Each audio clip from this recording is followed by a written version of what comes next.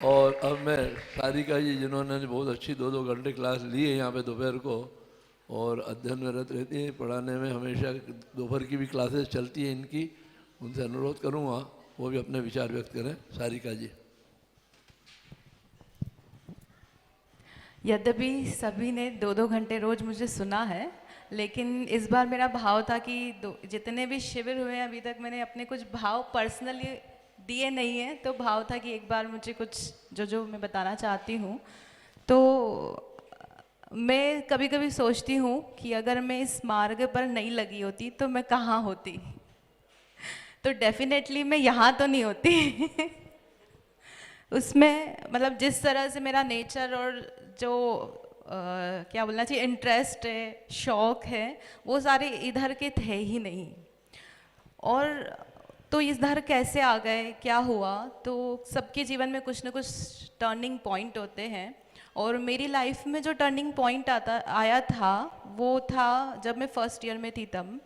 तो पापा बचपन से हमको शिविर में ले जाते थे, प्रशिक्षण भी दिलाया, लेकिन उससे ऐसा बिल्कुल जैसे आप लोग दिख रहे हैं ऐसी नहीं थी मैं, इस तरह की धार्मिक नहीं थी। तो उस समय हम देवलाली में पापा के साथ गई थी शिविर में, और शायद सामान्य ही शिविर था, प्रशिक्षण शिविर नहीं था, और मैं और पापा बस हम दोनों ही गए थे। तो उस समय पता नहीं ऐसा दिमाग इतना चेंज हुआ कि मुझे बस ये दिमाग में हो गया कि मुझे अगर शादी करनी है तो जैन व्यक्ति ही होना चाहिए, धार्मिक होना चाहिए, और मुझसे ज़्यादा धार्मिक होना चाहिए। तो वो जो पॉइंट आया मेरी लाइफ में, मुझे लगता है कि शायद उससे बहुत मेरा जीवन चेंज हो गया। उसके मतलब वो इतना सोच लिया, उसके बाद भी मेरी लाइफ में कोई चेंज नहीं आया था जब तक शादी नहीं हुई थी। तब तक मैं बहुत बाहर घूमना, फ्रेंड्स, शौकीन, फैशन, मतलब ये सारी चीज़ों में मुझे बहुत शौक था। तो शादी हुई उसके बाद भी हम लोग इन्होंने मुझे भाव दीपिका पढ़ाया, उसका चैप्टर पढ़ाया सबसे पहले, और उसके बाद में फिर गुणस्थान, जैन सिद्धांत, प्रवेशिका, ये सब पढ़ाना स्टार्ट किया। तो उस तरह से धीमे धीमे मेरा जो जीवन है उसमें धर्म का समागम हुआ। मतलब आप सोचो ये स्थिति थी कि जब मेरी शादी हुई थी तो मुझे पूजा करना नहीं आती थी। पूजा करते थे लेकिन अष्टद्रव्य से किस प्रकार पूजा करना चाहिए ये मुझे बहुत अच्छे से बिल्कुल भी नहीं आता था। तो मम्मी जी के साथ थोड़े टाइम जाकर मम्मी जी मुझे ले जा, मतलब पापा जी और हमारा ऐसा अरेंजमेंट था, तो मैं उनके साथ जाती थी सुबह सुबह, फिर उनके साथ पूजा करी थोड़े दिन, तो मुझे पूजा करना कैसे व्यवस्थित करना चाहिए वो आया। तो इससे मुझे ये समझ में आया कि जो व्यक्तित्व का निर्माण है वो एक समय में नहीं होता है और एक व्यक्ति से भी नहीं होता है। जीवन में अनेक व्यक्ति, घटनाएं और चीज़ें ऐसी होती है जिससे उस व्यक्ति का जीवन धीमे धीमे धीमे बदलता है, बनता है। तो जैसे पिताजी हैं, उनके बाद में मेरे जीवन में 3 लोग आए। 3 लोग कौन कौन से? तो पतिदेव और मम्मी पापा, सास ससुर। और इनका सबसे ज़्यादा मुझे बहुत सपोर्ट मिला, कभी भी उन्होंने इसके लिए संश्लेषता नहीं की धर्म के संबंध में, और आगे ही बढ़ाया, सुधार ही दिए। और जब जैसे मेरी बीमारी हुई तो मुझे बहुत उस समय पता चला कि वास्तव में धर्म का कितना महत्व है, कि वो न्यूज़ सुनने पर भी मुझे रोना नहीं आया, ना इनको रोना आया। और उसके बाद भी कभी उस बीमारी से रिलेटेड टेंशन नहीं हुआ, रोना नहीं आया, और बहुत शांति ही रही, आकुलता का भाव नहीं रहा कि क्या होगा क्या होगा। अभी भी मतलब ऐसा है कि कभी वापस तो नहीं हो जाए तो क्या होगा, तो बहुत समता रहती, बहुत अच्छा लगता है उसमें। और जितना मतलब उस समय ये भाव आया कि मुझे, मैंने बहुत अच्छा किया, जो मेरा डिसीज़न था कि हमको इस तरह से रहना है, तो मैंने जितना अपना समय निकाल लिया है और मुझे उससे बहुत शांति है। मैंने अपने जीवन को वेस्ट नहीं किया है। अगर अभी भी आ जाए, कुछ समय ऐसा आ जाए, मुझे जाना का समय आ जाए, तो मुझे ये नहीं लगेगा कि मेरे जीवन में मैंने कुछ नहीं किया है, कुछ छूट गया है, कुछ रह गया है।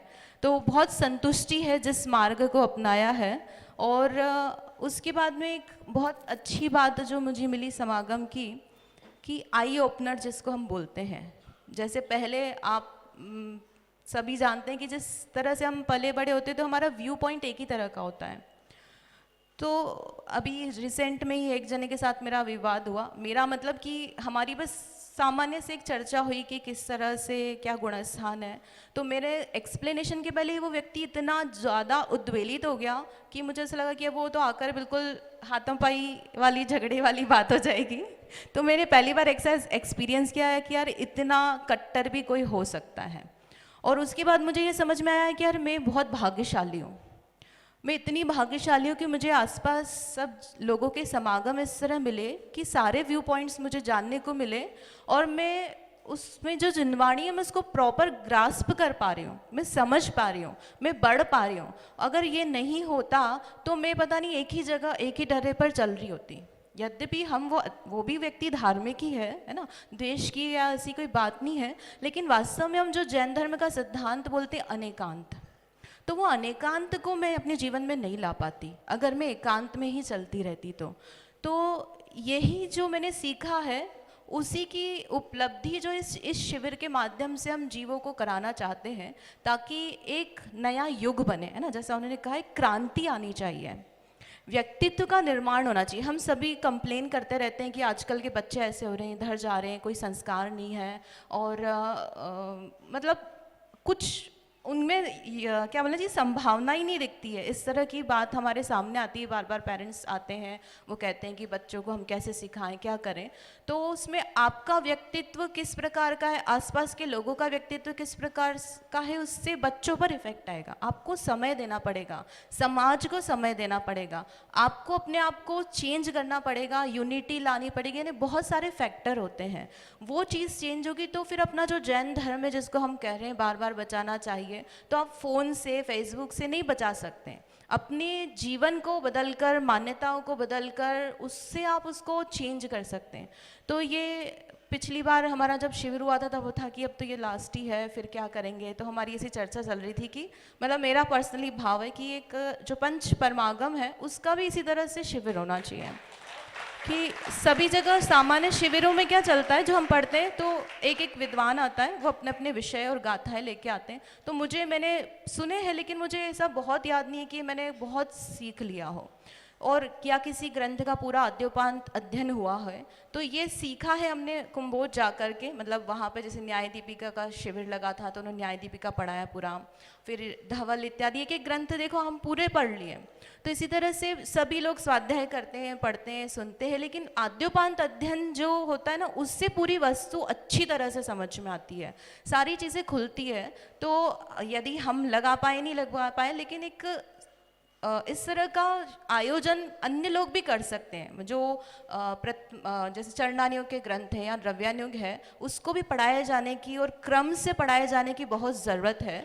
तो आप लोग मतलब हम ही लगाएं ऐसा नहीं है, आप भी लगा सकते हैं ना, सभी ज्ञानी लोग भी हैं यहाँ। तो इस तरह से एक अपना संगठन करके एक नया युग बनाने की ज़रूरत है, क्रांति लाने की ज़रूरत है, थोड़ा जोश लाने की ज़रूरत है। और मतलब आप प्रमादी होकर बस आपको तो हम आ रहे हैं तो हम खा लेंगे, कर लेंगे, पढ़ना है बस और कुछ नहीं करना है, तो थोड़ा वात्सल्य भी लाने की ज़रूरत है, जो वर्तमान में मुझे बहुत कम दिखता है। वात्सल्य ऐसा कि भैया बस हम तो अपने 4 लोग घर में रहेंगे और हमको अड़ोसी पड़ोसी की कोई काम नहीं है, और शिविर में भी जाना है तो बस हमको अटेंड करना, आप हमको व्यवस्था नहीं मिल रही तो हम कंप्लेन करेंगे।